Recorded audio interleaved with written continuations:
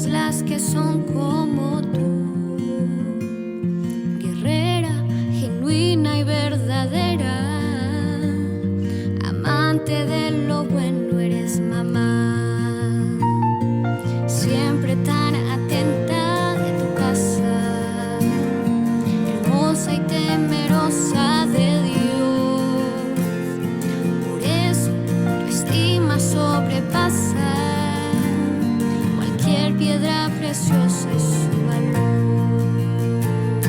Te he visto pelear grandes batallas, postrada de rodillas al altar. Te he visto pelear por tu familia y amarnos de forma incondicional. Virtuosa mujer, ¿quién la guiará? De fuerza y honor se vestirá.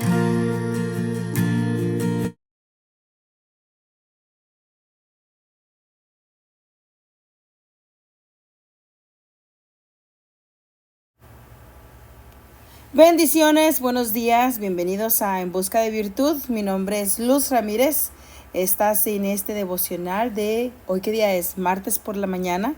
Estamos iniciando un día martes porque ayer fue un día festivo y trato de invertir los días festivos con la familia, pero de regreso estamos aquí con ustedes en este devocional. Transmito desde mi salón, así que si usted ve alguna interrupción, desde ya le doy las gracias por ser paciente conmigo y por estar aquí presente. Amén. Gracias también a aquellos que se toman el tiempo de compartir estos devocionales. Si son de bendición para tu vida, compártelos porque puedes bendecir a alguien más. Oremos para iniciar este devocional y poder ponernos en las manos de Dios. Buen Dios, en esta mañana oramos creyendo que tú estás aquí, Señor, cerca de nosotros, en la habitación o en el carro o en la cocina, donde quiera que te encuentres. El Espíritu de Dios está ahí cerca, Él es real, Él es una persona y le agrada cuando hablamos con Él en oración. Y una de las cosas que queremos pedir, Señor, es que nos ayudes a cambiar de temporada, Señor. Que nos lleves camino a la dimensión donde estaremos manifestando lo que escribiste de nosotros antes de que llegáramos a la tierra. Efesios nos enseña que tú escribiste las cosas que deberíamos de hacer para cuando estuviéramos en esta atmósfera terrenal, y te pedimos que quites toda montaña, que quites todo obstáculo, que quites todo retraso, que quites todo aquello que interfiere para que nosotros alcancemos ese destino, ese propósito, ese plan que tú ya escribiste desde antes de los tiempos. Nos has predestinado, Señor, para ser portadores de tu gloria y queremos ser literalmente eso, portadores de tu gloria. Así que te ruego, mi Dios, que esta palabra venga a transformar el corazón, que nos refine tu palabra, Señor, como se refina el oro. Tu palabra, Señor, es como esa espada de doble filo, pero también tu palabra es tu Espíritu Santo haciendo la obra en nuestros corazones, refinándonos, limpiándonos, quitando las manchas y las arrugas. Y te ruego que no te detengas, que nada detenga esa obra en nuestros corazones. Te ruego por el débil, por el necesitado, por el enfermo. Te ruego por el que no tiene fuerzas, el que se ha dado por vencido. Dale fuerzas una vez más. Levántalos, Señor, y que tu gloria esté en ellos. Señor, te lo pido en el nombre de Jesús. Juntos damos gracias y nos disponemos a recibir de tu palabra. Amén y amén. Amén. Bueno, bienvenidos. El tema del día de hoy es camino a otra dimensión. Y usted va a decir, tal vez en el transcurso de esta enseñanza, ¿what? Pastora, camino a otra dimensión, pero ¿cómo? O sea, ¿qué tiene que ver una cosa con la otra? Así que mientras estoy hablando del tema, téngame paciencia que voy a llegar a donde quiero llegar, si Dios me lo permite, en literalmente 20 minutos. Bien, hablemos de el reino. Tengo aquí mi ficha donde hago una explicación y explico, valga la redundancia, que un reino es un territorio o un estado con sus habitantes sujetos a un rey. El reino tiene un rey y un sistema de gobierno, el cual pone reglas, límites, preceptos, estatutos al pueblo. Entonces, ¿cómo funciona este reino? Bueno, los reinos en la tierra suelen estar divididos en territorios pequeños, como ciudades o pequeños estados, provincias, y estos están gobernados por funcionarios que rinden cuentas a la monarquía. En el reino de los cielos no es mucha la diferencia. Nosotros somos el reino. Cuando Jesús vino a la tierra, Él dijo, el reino de los cielos se ha acercado. Él es el reino. Por eso dice la Biblia que nosotros somos embajadores del reino. Un embajador es como que todo el estado es Él. Todo el territorio de reino es Él. Entonces Jesús en el reino que Él estaba portando y manifestando, se vieron milagros, señales, prodigios, sanidades, liberaciones, restitución, la resucitación de muertos, porque Él es el reino de los cielos. Entonces Él vino a reparar lo que el hombre había perdido, y lo que el hombre perdió fue dominio, lo que el hombre perdió fue gobierno, lo que el hombre perdió fue autoridad. Pero Cristo vino a reparar todo eso, a deshacer las obras del enemigo y a restaurar eso que Adán entregó al pecar en el Edén. ¿Ok? Entonces el poder de un rey está sujeto a su palabra. Es algo que tenemos que entender. Cuando un rey hace un decreto con sus palabras, está sujeto a ese decreto. Por ejemplo, si él da una regla, un estatuto y dice, compañeros ciudadanos, el día de mañana los quiero citar a todos aquí a la 1 de la tarde. Es mandatorio, nadie se puede quedar, nadie puede evadir esta ordenanza. Aquel que no se presente o llegue 1 minuto tarde, o sea, a la 1:01, le cortaré la cabeza.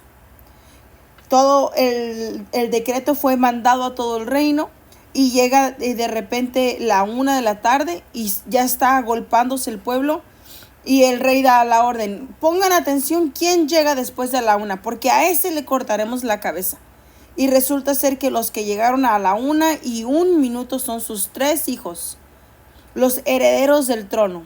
Y el rey se lamenta y dice, ¿y ahora qué voy a hacer? Y va con sus consejeros, ¿y ahora qué voy a hacer? Rey, pues lo tienes que cumplir, porque si no lo cumples, entonces estarás quitándole autoridad, peso a tu propia palabra. Sé que son tus hijos, pero lo decretaste, ahora lo tienes que cumplir, y el rey lo tiene que cumplir. Entonces el rey está sujeto a sus palabras se vuelven una ley, se vuelven con un peso increíble. Mire, por ejemplo, si miramos el ejemplo en el Nuevo Testamento, cuando Herodes estaba teniendo una celebración y de repente viene la hija de la que en ese momento era su esposa y comienza a bailar de una forma tan elocuente que le ganó el corazón al rey y encontró tanto favor delante de él que le dice, pídeme lo que quieras, hasta la mitad del reino te daré si me lo pides, lo que tú quieras. La hija va y pide consejo a la mamá porque sabía que no sabía exactamente qué pedir. Y la madre le dijo, pídele la cabeza de Juan el Bautista. Porque este Juan el Bautista, el otro día que estábamos en la calle, me avergonzó. Él dijo que yo no debería de estar casada con el rey.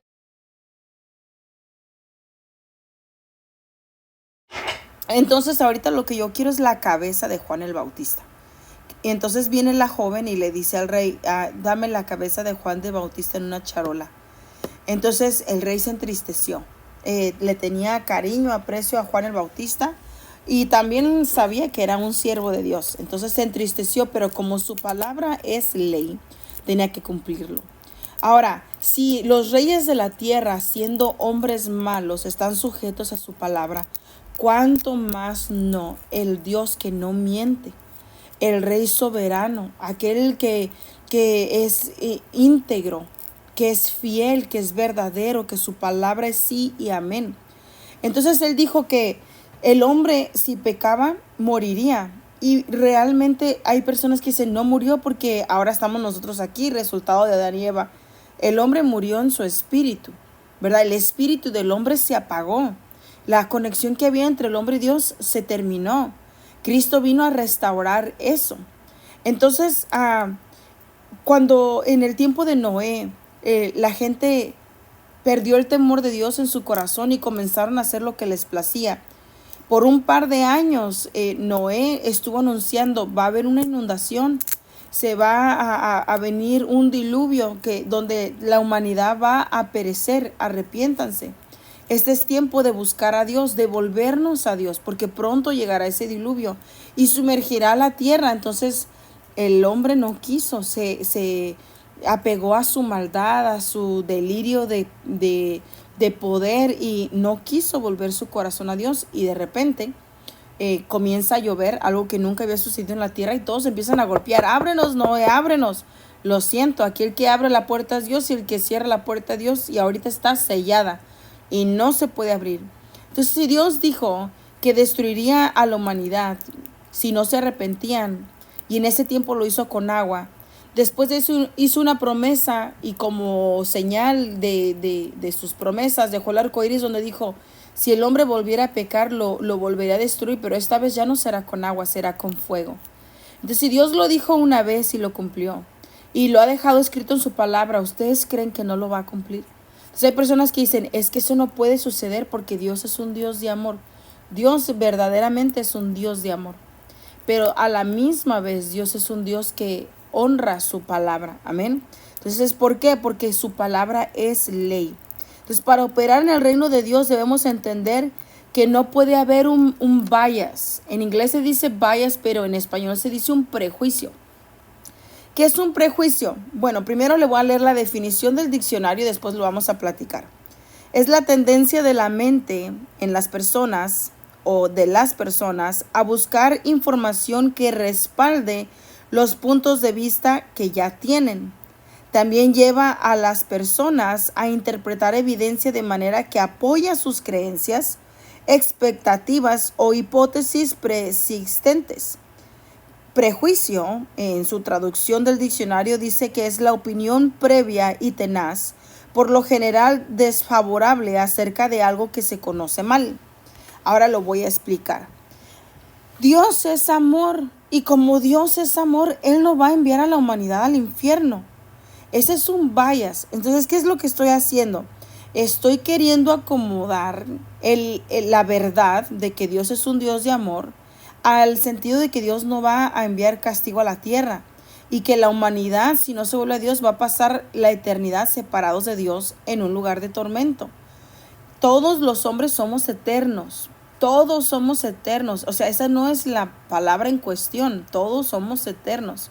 Lo que está en debate, en peligro ahorita, en lo que está ¿cómo se diría? En juicio, en peligro de perecer es el alma, ¿verdad? ¿Dónde va a pasar el alma esa eternidad? ¿Con Dios o abajo en el infierno?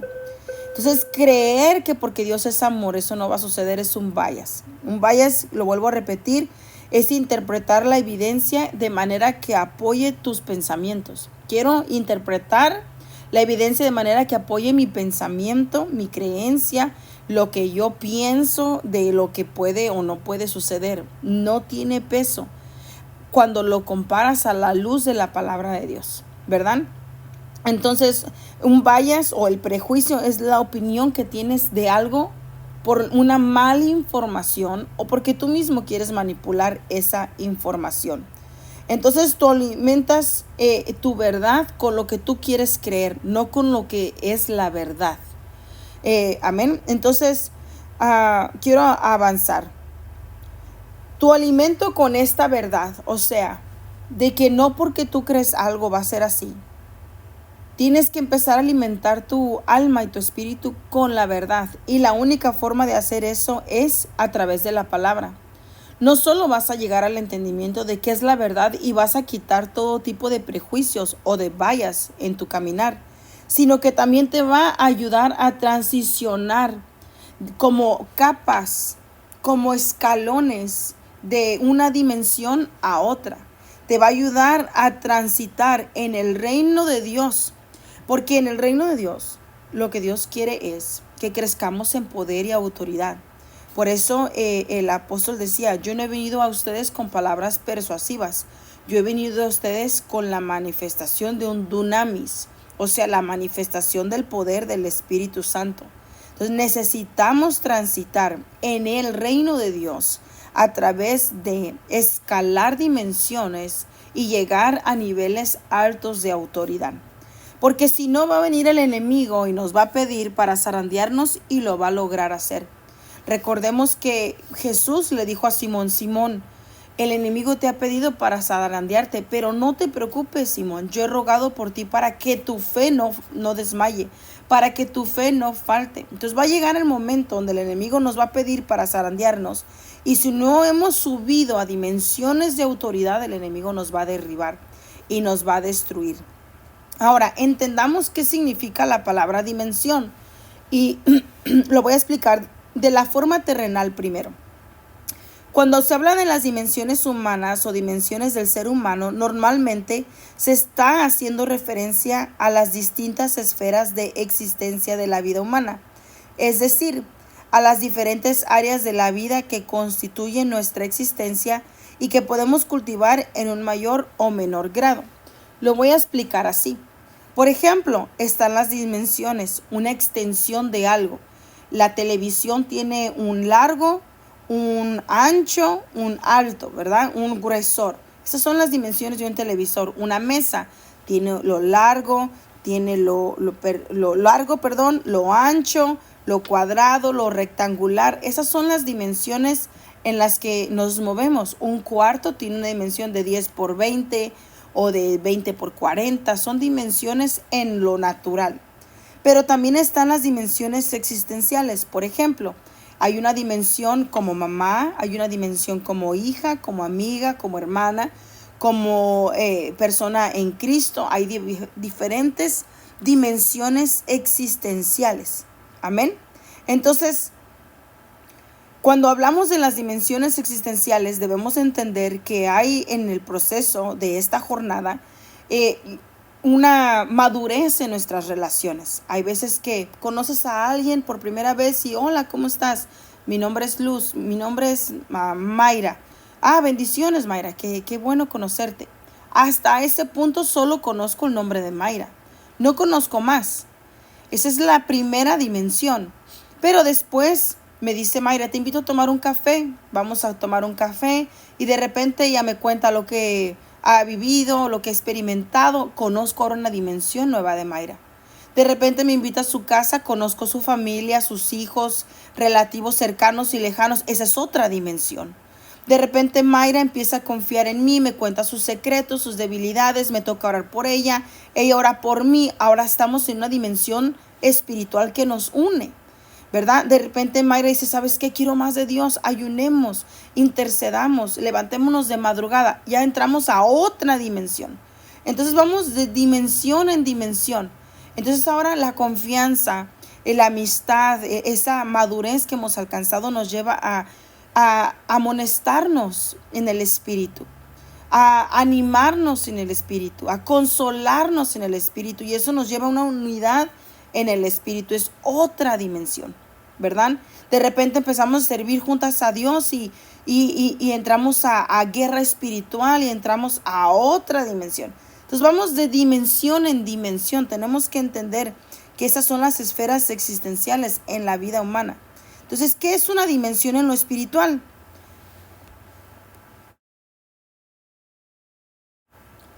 Bien, considera que la vida tiene un significado y propósito más allá de la persona o de lo material, que contribuye a la capacidad de trascender a sus circunstancias con base en sus valores y creencias.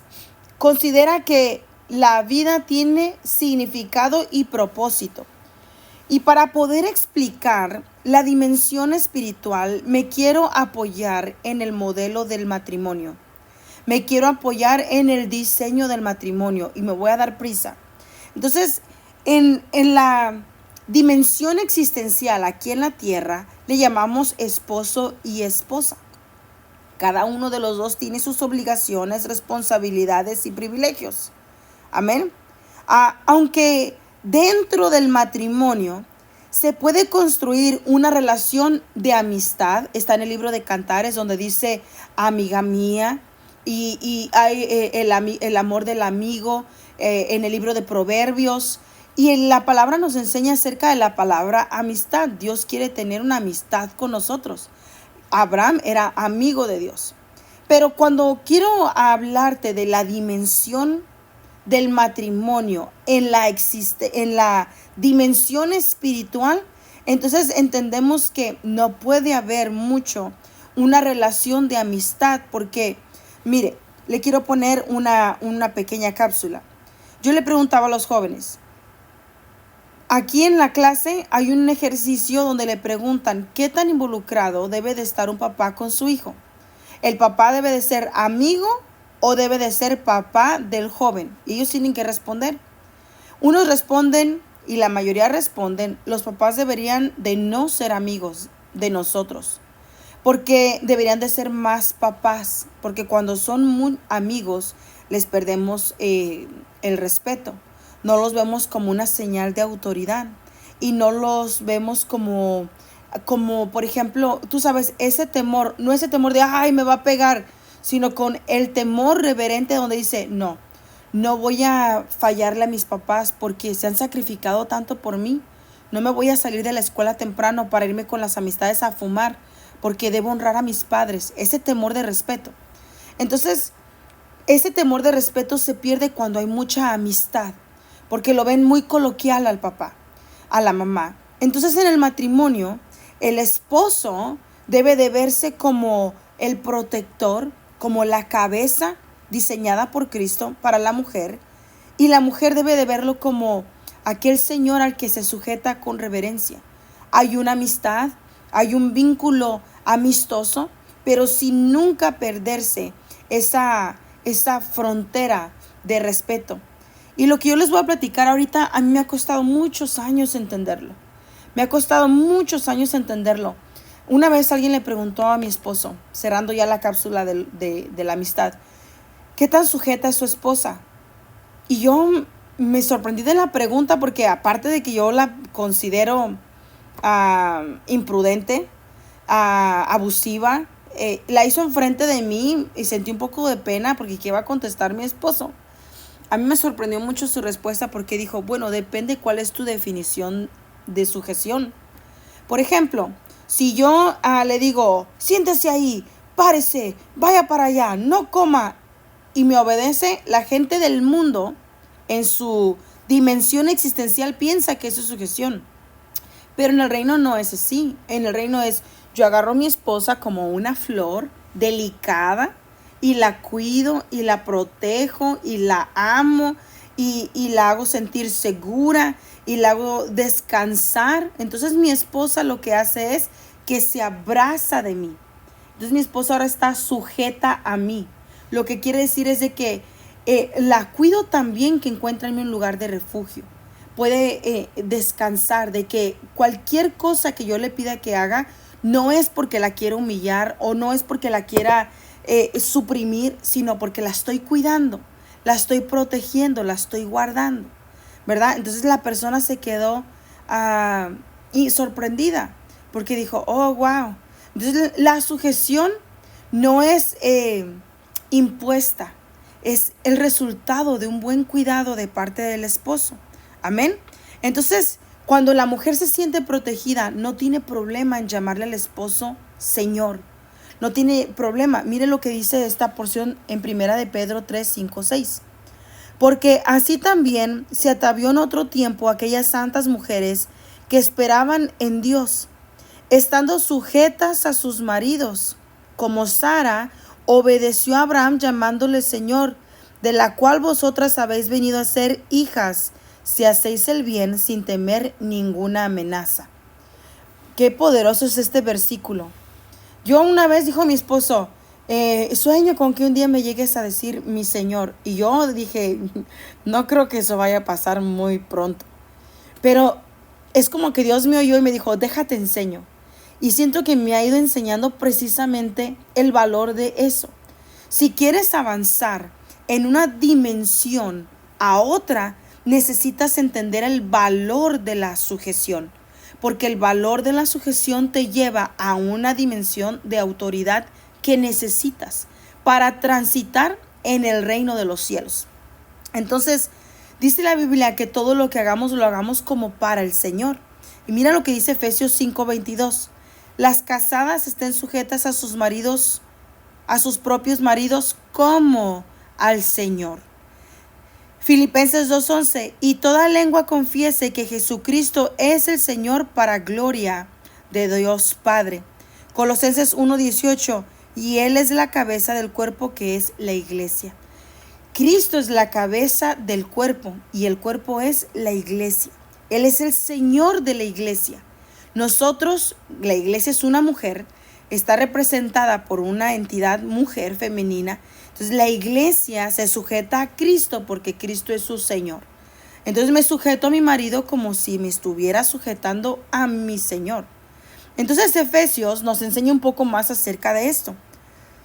Los esposos deben de amar a sus esposas así como Cristo amó a la iglesia y dio su vida por ella.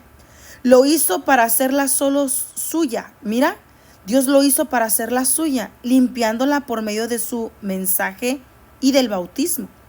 Cristo quiso regalarse a sí mismo una iglesia gloriosa, apartada del mal y perfecta, como un vestido sin una sola arruga y sin una sola mancha, sin nada parecido.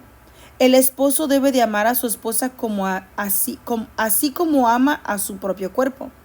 El hombre que ama a su esposa se ama a sí mismo, porque nadie desprecia su cuerpo. Al contrario, lo mantiene, lo cuida, del mismo modo que Cristo cuida a la iglesia. En realidad, cada uno de nosotros forma parte de la iglesia, que es el cuerpo de Cristo, dice la Biblia. Por eso el hombre deja a su padre y su madre y se une a su mujer para formar un solo cuerpo. Esta es una verdad muy grande y yo la uso para hablar de Cristo y de la iglesia. En todo caso, el esposo debe amar a su esposa como si se trata de sí mismo y la esposa debe de respetar a su esposo. Aquí entendemos que en la dimensión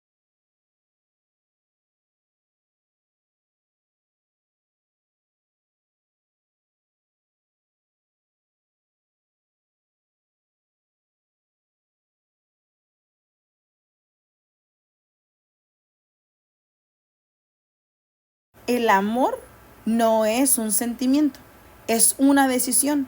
Y entendemos que el respeto no es un sentimiento, es una decisión. Entendemos que ambos, amor y respeto, no es el resultado de un sentimiento positivo o de algo que se retroalimentó y como respuesta sucede aquello. No, es una decisión. Yo tengo que decidir amar y tengo que decidir respetar. Dice, ¿por qué? Porque estos dos trascienden de la dimensión existencial a la dimensión reino. ¿Cómo así?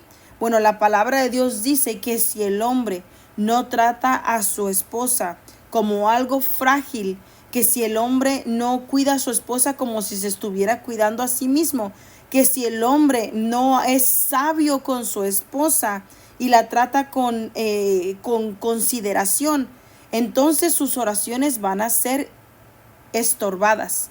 Dice la palabra que no van a ser oídas. Primera de Pedro 3:7 nos explica esto. ¿Qué sucede entonces en esto? Que su sacerdocio está bajo ataque, que no va a poder ensancharse, que no va a poder extenderse, que no va a poder conquistar, que no va a poder poseer, que no va a poder caminar en autoridad. Entonces, para que un sacerdote pueda caminar en autoridad, tiene que entender que el matrimonio en la dimensión reino se tiene que tratar con mucha delicadeza. Amén. Entonces avancemos. Cuando Dios formó la constitución del matrimonio, su prioridad estaba enfocada en el hombre y en la mujer. ¿Por qué? Porque a ellos en su diseño original les dio poder y autoridad. Al hombre y a la mujer les dio dominio. O sea, cuando hizo la tierra, hizo a Adán y le dijo, Adán, domina sobre la tierra, multiplíquense. Entonces le dio poder sobre la tierra. ¿Para qué le dio poder? Bueno, entendamos esto, que en la atmósfera existencial, antes de la creación de la tierra, hubo otras creaciones. Dios hizo espíritus, antes de que el hombre fuera hecho, Dios lideraba a ángeles y a espíritus. Una de las cosas que definen el reino de Dios es autoridad. Por ejemplo, cuando hizo a Luzbel le dio una porción de autoridad para que pudiera gobernar sobre los ángeles que estaban a su encargo, a su mando. Entonces, la Biblia nos deja claro que hay otras creaciones. Por ejemplo, Colosenses 1:16 dice: porque en él fueron creadas todas las cosas, tanto en los cielos como en la tierra, visibles e invisibles, ya sean tronos o dominios o poderes o autoridades. Todo ha sido creado por Dios, por medio de él y para él. Efesios 6:12 nos dice: la batalla que libramos no es contra gente de carne y hueso, sino contra principados, potestades, contra los que gobiernan las tinieblas de este mundo y contra huestes espirituales de maldad en regiones celestes. Entonces nuestra lucha es contra mensajeros de las tinieblas. Hay ángeles que fueron creados con un propósito fijo, pero se rebelaron contra Dios y ahora estos mensajeros se convirtieron en demonios. Y hay otra creación de ángeles que decidió quedarse apegado a Dios y ellos son nuestros aliados. Pero en esta guerra entendemos que Dios hizo al hombre y a la mujer, lo puso en el Edén y les dio dominio y les dio autoridad para que modelaran cómo se miraba la administración de poder. Para que con su ejemplo, con su vivir, con su existir, modelaran lo que era manejar bien los niveles de autoridad. O sea, que si Adán cuidaba de Eva y Eva cuidaba de Adán y Adán se sujetaba a Cristo, a Dios, y Eva se sujetaba a su marido, estaban cumpliendo el propósito para el cual fueron creados.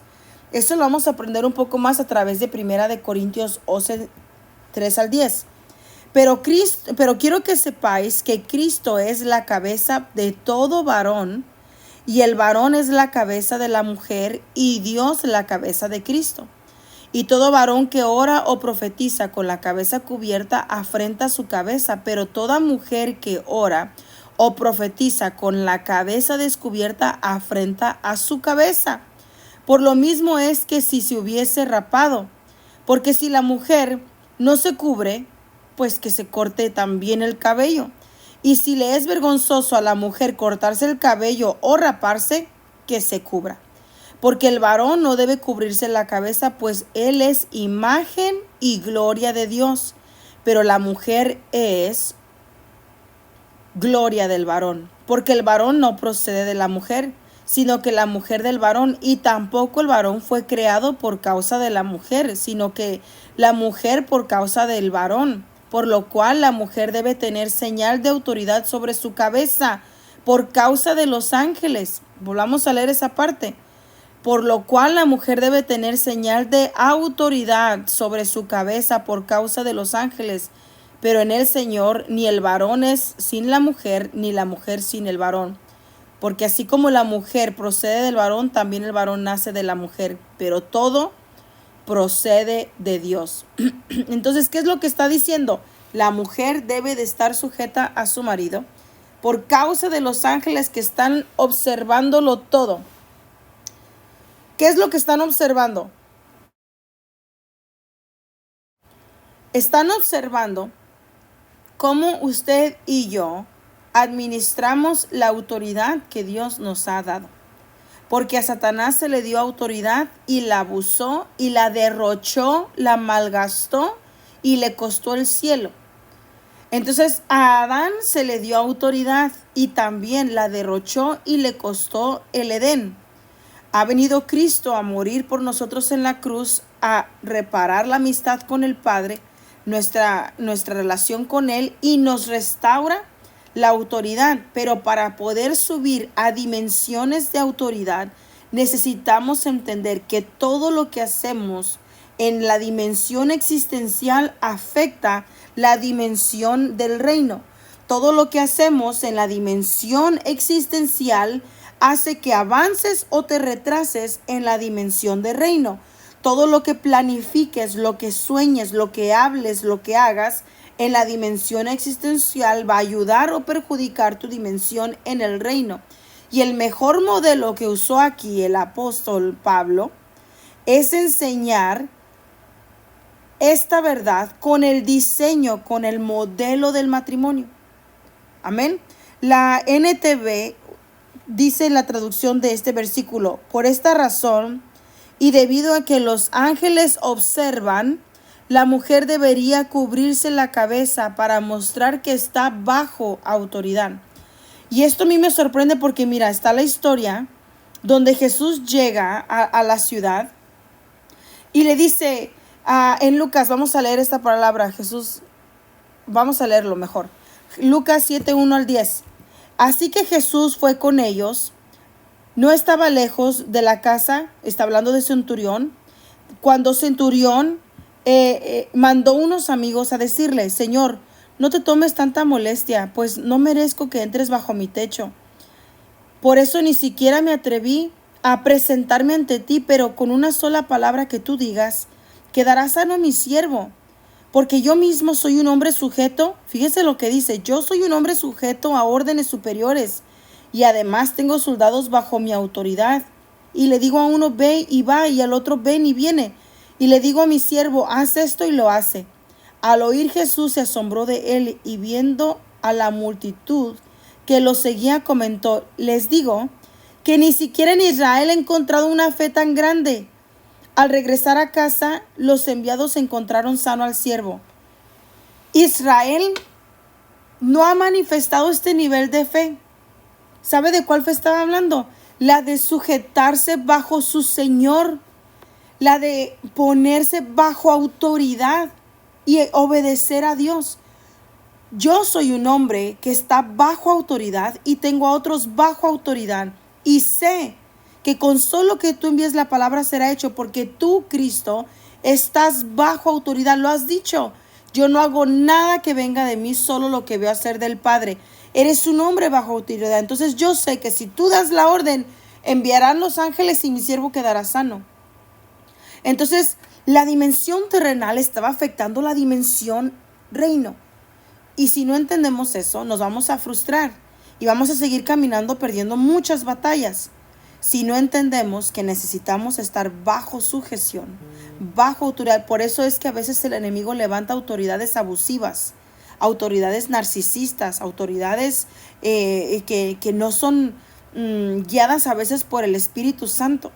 Pero mientras estés bajo el manto de esa persona, hay que estar bajo autoridad, porque entonces eso nos va a llevar a la dimensión de autoridad. Dios en su tiempo, en su momento, en su divinidad, en su gracia y su favor, al ver que el lugar en donde estás, en lugar de llevarte a crecer, te lleva a una posición negativa, Él va a usar sus métodos para sacarte de allí. Pero mientras que estás allí, hay que estar bajo autoridad.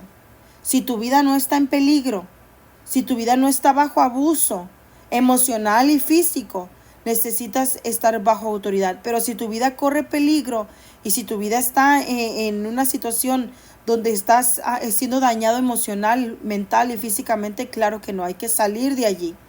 Pero si estás en un lugar donde estás siendo alimentado, donde estás siendo cuidado, donde estás siendo protegido, donde te están enseñando, a veces rígidamente, pero te están enseñando, entonces espera que Dios te diga qué hacer. Amén. Entonces cuando el esposo entiende que tiene que llegar a niveles de autoridad a través de negarse a sí mismo, dice, el esposo debe de amar a la esposa como Cristo amó a la iglesia. ¿Y cómo amó Cristo a la iglesia? Se negó a sí mismo y caminó por el camino vía hacia la cruz y murió. Entonces el esposo tiene que entender que a él le toca esa vida de sacrificio, el morir para poder restaurar a la mujer. Y la mujer tiene que aprender a respetar al esposo y sujetarse para dejarse rescatar, ¿verdad? Entonces Jesús modeló cómo se veían los principios de dominio. Jesús modeló cómo deberían de seguirse los principios de poder y autoridad. lo modeló con humildad y con un corazón sencillo y con un corazón humilde, con mansedumbre. Amén. Entonces al hombre Dios le ha dado la responsabilidad de ejercer dominio a través de modelar la autoridad. ¿Qué quiere decir esto? Que el hombre y la mujer se vuelven maestros para la nube de testigos que nos está observando. Lo dice bien claro el libro ¿qué libro fue? El libro de Corintios. Por causa de los ángeles, debemos demostrar que estamos bajo autoridad. Nos están viendo, wow, así se sujeta una mujer, wow, y así le da Dios a la mujer y al hombre autoridad. Amén. Entonces el matrimonio es la institución que Dios creó para ilustrar ambas dimensiones, la terrenal y la del reino. Amén. Por eso es tan importante este pasaje. Cuando una persona se propone caminar hacia la luz, accesa a dimensiones que desatan dimensiones proféticas, dimensiones de gracia, realidades que solo se pueden acceder cuando caminamos bajo autoridad. Amén. Miramos lo que le pasó a Saúl. En 1 Samuel 10 al 11. En efecto, al llegar Saúl y su criado a Gibea, un grupo de profetas salió a su encuentro. Entonces el Espíritu de Dios vino con poder sobre Saúl, quien comenzó a profetizar con ellos. Los que desde antes lo conocían, al verlo profetizando junto con los profetas, se preguntaban unos a otros: ¿qué le pasa a Saúl, hijo de Quis? ¿Acaso él también es uno de los profetas? Entonces mire, finalizo con esto. Saúl estaba bajo sujeción. Hijo, se me perdieron las asnas, ve, búscalas, ¿no? Sí, papá, ya vengo. Se fue. En ese camino se encontró a Samuel. Y Samuel le dijo: te vas a regresar por este camino. Ya no vayas a buscar las asnas. Deja que Dios se encargue de eso. Te vas a regresar por este camino, y cuando vayas por ese camino te vas a encontrar con una camada de profetas. Y el Espíritu de Dios te dirá entonces qué hacer. ¿Estás de acuerdo, Saúl? Sí, ok, te veo después. Obedeció, se puso bajo autoridad. Entonces, su existencia natural la puso bajo sujeción, se va camino que le señalaron, y al encontrarse a estos hombres que eran profetas, fue investido con el Espíritu de Dios y fue lleno de poder y comenzó a profetizar. Entonces sus decisiones en su dimensión existencial lo llevaron a entrar a una dimensión de reino, donde comenzó a profetizar, a caminar en gracia y en poder. Lo demás, pues, son otros 5 pesos, que después él tomó otras decisiones en su ámbito existencial que afectaron su dimensión de reino. Amén. De forma negativa. Creo que el mensaje ha quedado claro. Te bendigo y le ruego a Dios que te prospere, que te ensanche, que te multiplique, que te llene de esa riqueza de reino con el poder de su palabra. Que tengas un excelente día.